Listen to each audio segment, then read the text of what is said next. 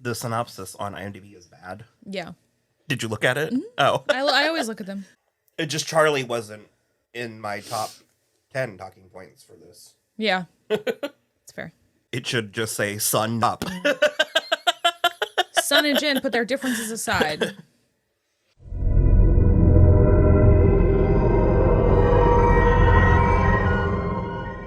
Hello, everybody. I'm Will. And I'm Kristen. And this is So I'm Watching Lost, Season 1, Episode 20? Do no harm. This episode is a doozy. It's actually a really good episode. It's a pretty good Jack episode. Both. It's a good Jack episode, and it's one of the times where, it's not the first, but it's one of the times where we sort of bring the cast together. Yeah. And that's always a plus when you have an ensemble like this. Absolutely. It is terrible to rewatch. Yes. It is like watching an accident play out in slow motion. And it's not, I just don't even know. I mean, all in all, if you're this far into our coverage, you know how we feel about Shannon and Boone. Yeah. And all in all, what Boone has brought to the table has been medium. He's, I think, a moderately interesting character. But I think that there's just a lot of potential. And I think the fact, and this goes for both of them, for both Boone and Shannon, but I think the fact that they're sort of like the pretty privileged ones, they're not cut out for this world. Yeah. It makes it interesting and difficult. And it's just, I think that there's so much that they could have done with Boone on this show. And I agree with you. I feel more potential from Shannon, but I do think there was missed potential with Boone for sure. And I just like, it's also so like, it's not as hellish as the thing that happens in season 3, right? The death that happens in season 3, but like, it's pretty hellish. It's like truly terrible. And like, I think the worst part is that Boone doesn't deserve this, like, at all. And I don't know. And maybe I'm putting too much on the fact that they're young and attractive, but I think that he was placed to be a little bit of a figurehead in this group. Yeah. And I think that he could have had a lot to learn had he chosen the path of Jack instead of Locke. Yeah. And I just feel like his number is called too soon. Way too soon. I think we shouldn't be losing main cast members this early. I was quite literally about to say, I appreciate that storytelling element aspect of really shaking things up and putting people, like reminding the audience that stakes are real. It's something about taking out characters that I think had the potential to grow the most that I find frustrating in ways that and I guess from a survival perspective, that makes the most sense, that the people that are already a little bit more hardened would fare better in this type of a situation. Well, and this is the only time I'm going to agree with the writers that where they said they didn't have anything to like do for Shannon and Boone, which is that they only have so much past to look back on for these flashback, like their own personal flashback episodes. So I understand from that perspective where it's like, oh no, did you like skin your knee falling off your bike? Like, what are we going to do with that? But I still think that doesn't, just because they can't really have like a ton of successful flashback episodes doesn't mean they couldn't have grown on the island. So, and I think it's the most frustrating because it's at Locke's hands. Yeah. And then he just pieces out. He's missing this entire episode. So gross. And I mean, I don't know that I'm going to go as far as Jack with his whole Boone was murdered. Yeah. But the thing is that Jack is quite literally saying, I need to know exactly what happened. Yeah. And Locke lies and then disappears. So Jack is flying blind. And because he could have caught the compartment syndrome earlier if he had known he would have been treating a crush. That Boone was crushed instead of his leg was just broken. Yeah, which is a whole different thing. And like, there's actually a really interesting episode. It's like one of my favorite episodes of Bones, where one of the characters gets compartment syndrome, and she basically has to cut from his knee to his ankle, a straight line down his leg to like release the pressure, or he'll die. And I'm just like, if Jack had known that, he wouldn't have pulled and tried to set it and like done all this other stuff, and then given Boone like 90% of his own blood. This is torturous. That's another thing. Hours of just torturous suffering. And the thing is, it's like, maybe I wouldn't go as far as to say murder. It's absolutely manslaughter. I wish he hadn't said murdered. I wish he would have said killed. He was killed. But also that still implies like an active hand from Locke. And not like I'm saying Locke's a great guy coming out of this, but like at the end, he was telling Boone to get out of the plane. And he either couldn't hear or he wouldn't do it. I'm not letting him off the hook at all. He absolutely is complicit in this whole situation. But it is because he prioritized his special hatch. Exactly. And it's like, had he stayed and actually explained what happened. Exactly. And also, not for nothing, and this is a recurring theme, they now have heroin and on the island. Yeah. And I mean, not for nothing, it could serve a medical purpose. Yeah, well, because that's the other thing. In preventing people from going into shock. Like that for sure. Also, pain relief. Yeah. also, in addition to how you said it was like torturous to watch, it's also like at the end, Jack is about to cut off Boone's leg with some weird thing. It seems like he's just gonna smash it off. Like that feels like a blunt end. I think if you do it fast enough, it's like you have to break the bone anyway. So if it'll break the bone and go through, you have to get through the bone somehow. Yeah. Regardless, Boone is like, no, wait. And he's clearly in so much pain. And he's like, he recognized, he's like, it won't help. I'm all messed up.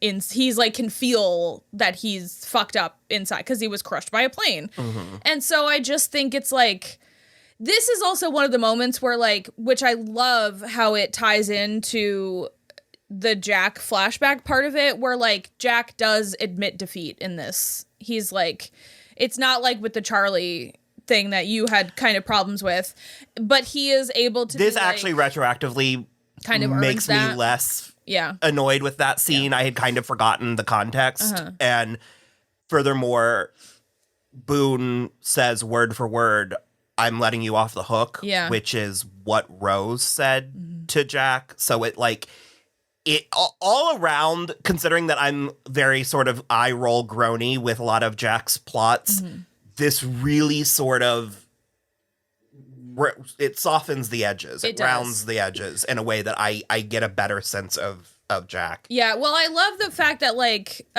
what's her name? Sarah, Julie Bowen's character. That also is very character informing of Jack, that he's marrying Julie Bowen. His wife.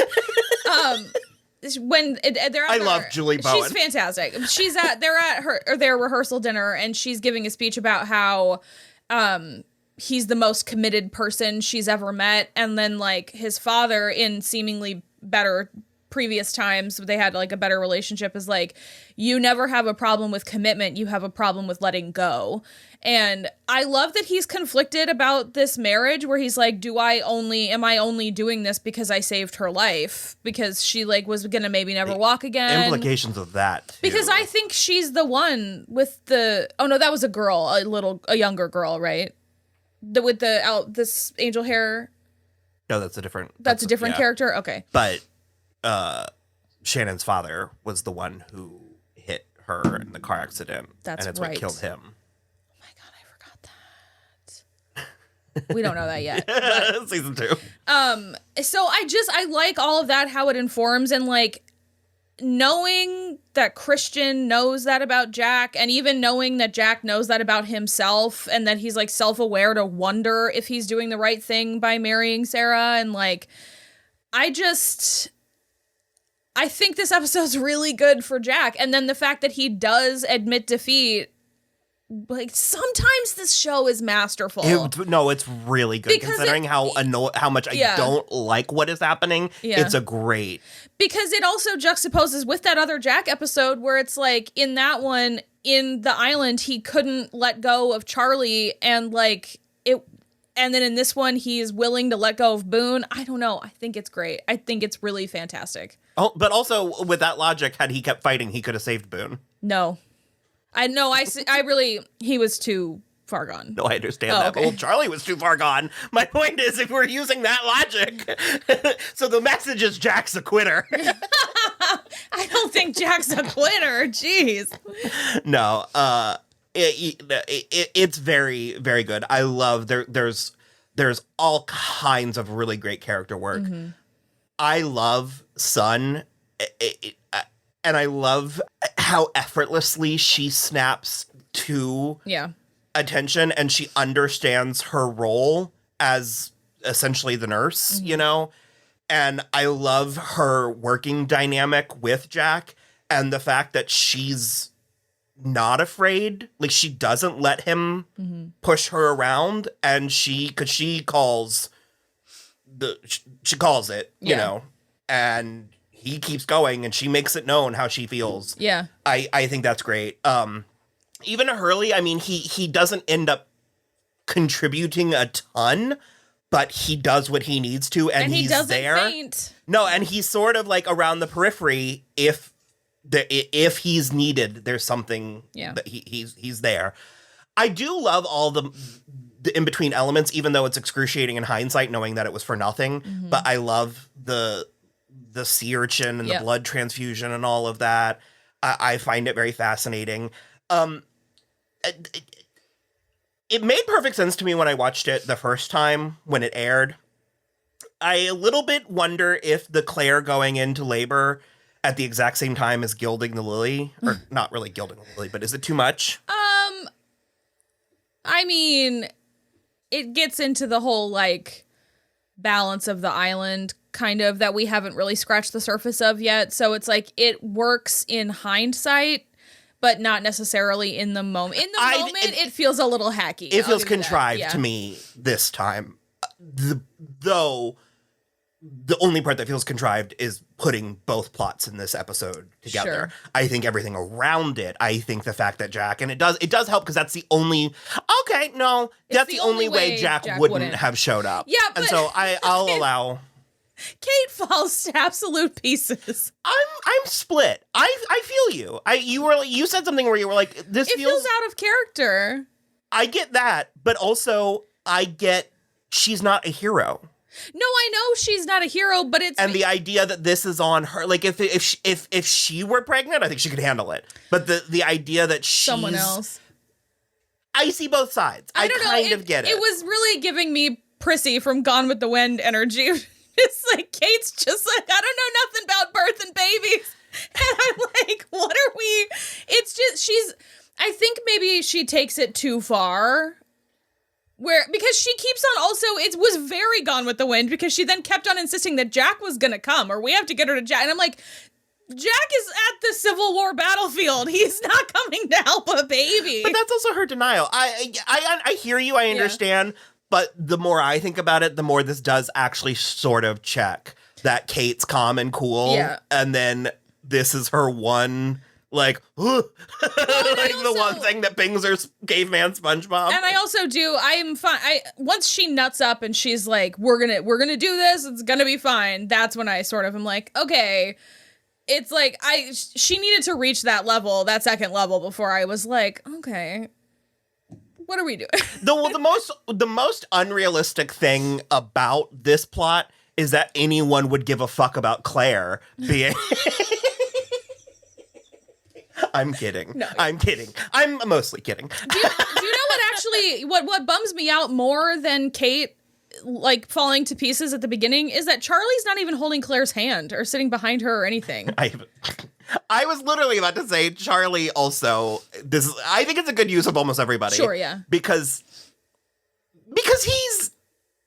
there's nothing he could do in this situation. I mean, just moral support. I think he did. But he and Jen are sitting off to the side like husbands in a 1950s birthing ward. That's what I said when we were watching the video. I was like, or the episode, I was like, I'm surprised Jen isn't handing him a cigar, but he would have gotten in the way. And so... Not if he was just holding her hand. He would have found a way.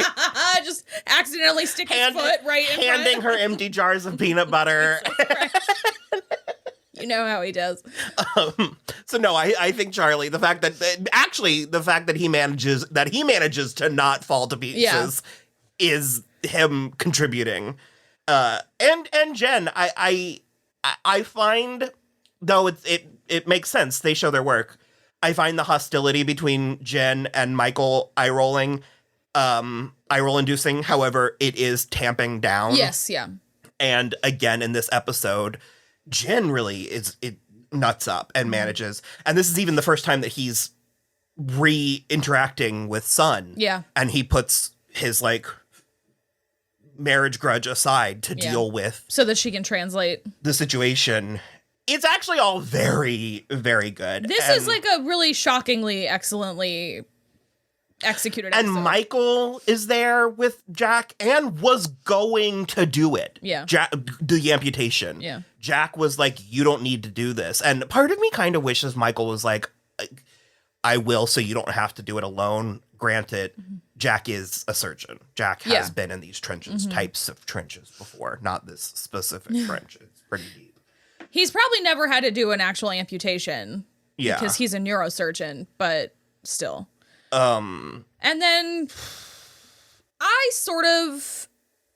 okay.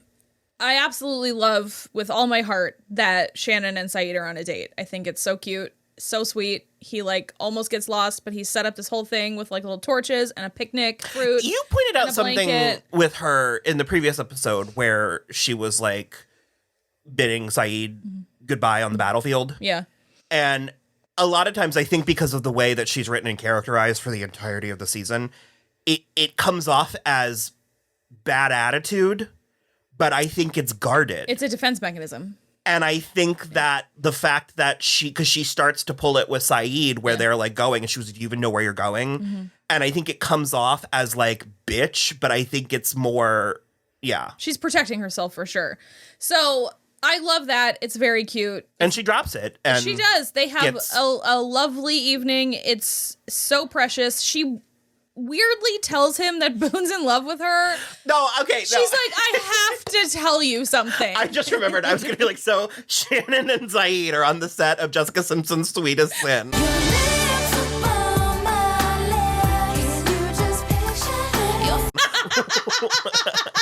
All while this is going on the other side of the Sweetest Sin / Don't Let Me Be the Last to Know with Britney Spears.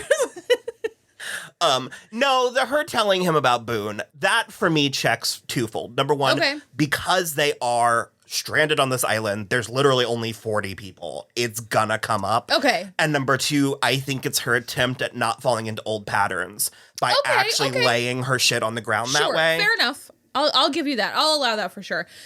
My biggest issue is that in my opinion, even though we see her mourning at the end over Boone's body, I believe that this sort of helps perpetuate her villainy in a way, that she's having this like amazing, happy, beautiful experience while Boone is dying a horrible, painful, tragic death.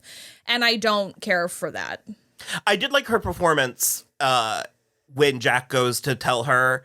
And again, I mean, I know that these are extremely heightened circumstances and they've only known each other for so long, but people are over Boone real quick and right into that gender reveal party. And there's something about it. Well, if we're being totally fair, I'm not sure a lot of the people on the beach know that Boone is dead.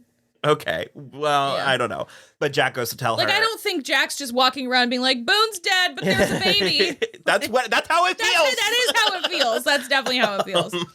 I did like her performance of, because mercifully we don't have the dialogue and it's a far shot, but she sort of is pushing away. Like she's backing up. And I think that was really interesting. I'm curious if that was actor or directorial choice because it's not the only time I've ever seen that, but it's like, I always do like it. I just think lesser skilled people would go into the Well, it's very like, we've talked about it before in the episode of This Is Us, where Mandy Moore is like literally just like comically eating a candy bar, and she's like, no, she's like, I'll be in there in a minute. It's fine. Like he's just right there. And I think that is like, I think figuring out a way to do it differently is really important. And I think you're right. We're aided by there not being any dialogue, and it's at a wide shot and everything. This doesn't relate to us at all, but my favorite one of those scenes is Michelle Trachtenberg and Buffy.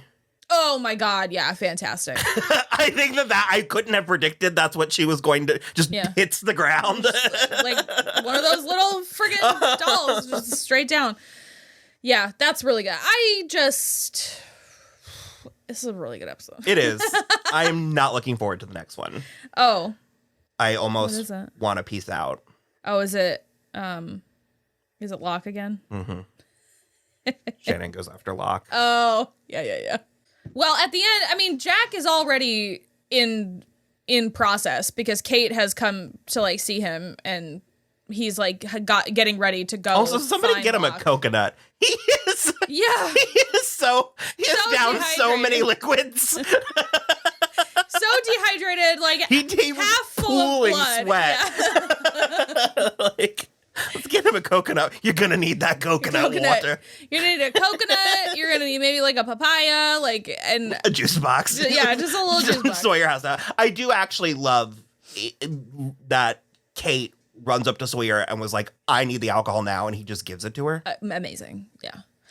That's the thing That too. he can tell. I feel like one of the things about this show is that it takes a little too long. Also, her dumbass falls and breaks the Kate. Just a couple. Maybe but I'm with still. you. Maybe this was bad showing for Kate. Here's the thing, though. I think this show takes a little too long to get everybody out of their like character box. It's that 25 episode run that we were stuck in for so many years. Yeah, so it's like everybody is a stereotype for like 15 literal episodes, and then only then do we start getting shading on everybody, where it's like Sawyer. It's like now Sawyer can sort of understand that when Kate's face looks like that, it means it's a real problem. Like, is Sawyer autistic? Maybe does he not? Can he not get the facial cues? I don't know. We don't get that. That would explain so much. But yeah, I just like I think this is a good one. So well, let's go get the bad one over with then. We'll be back.